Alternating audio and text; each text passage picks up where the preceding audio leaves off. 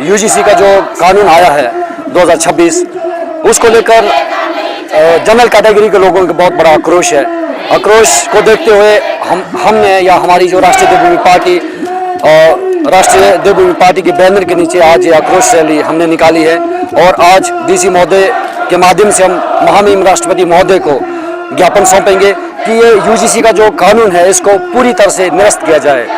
क्योंकि कहीं ना कहीं आप देखते हैं 1947 के बाद बहुत से ऐसे कानून बने समरसता के नाम पर, लेकिन समरसता आज तक नहीं आई। तो हमारा सीधा और एक ही मत है कि जो भी एक कानून ऐसे कानून है जो जात पात को बढ़ाते हैं, ऊंच नीच को बढ़ाते हैं, समाज में जो ये राजनीतिक पार्टियां, राजनीतिक लोग जो अपनी रोटियां सेक रहे हैं कुर्सियों के लिए, हमारे समाज को, हमारे भाइयों को आपस में बांट रहे हैं। तो हमारा आज का जो आक्रोश ये है। और दूसरा, मैं क्लियर बात कहना चाहता हूँ, जो एफटीए का जो कानून सेंट्रल गवर्नमेंट ने, एफटीए का जो डील जो सेंट्रल गवर्नमेंट की हुई है यूरोपियन यूनियन के साथ, तो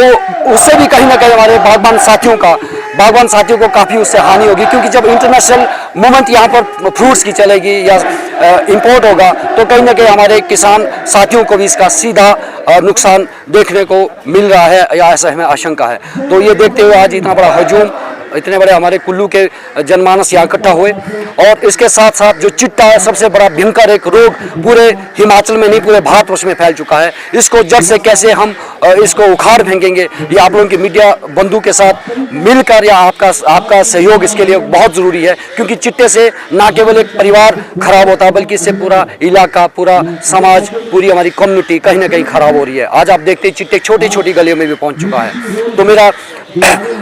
आप लोगों से यही निवेदन है कि इस बात को मैक्सिमम लोगों तक पहुंचाए कि ये जो चिट्टा है ये पूरी तरह से इसका उन्मूलन होना चाहिए। दूसरा, जो एफटीए का जो कानून है इसको भी निरस्त किया जाना चाहिए, और विशेषकर जो यूजीसी का जो काला कानून आज समाज में इन लोगों ने डाला है, या 19 तारीख को इसकी फिर से सुनवाई होनी है माननीय सर्वोच्च न्यायालय के द्वारा, तो 19 तारीख तक हम देख रहे हैं कि अगर ये समान्य वर्ग के फेवर में नहीं हुआ या इसको पूर्णतः निरस्त नहीं किया गया तो एक बहुत बड़ा आंदोलन की तरफ पूरा भारतवर्ष जाएगा और सभी वर्गों को हम साथ लेके चलेंगे। इसमें सबसे बड़ी खामी तो ये है कि जो इसमें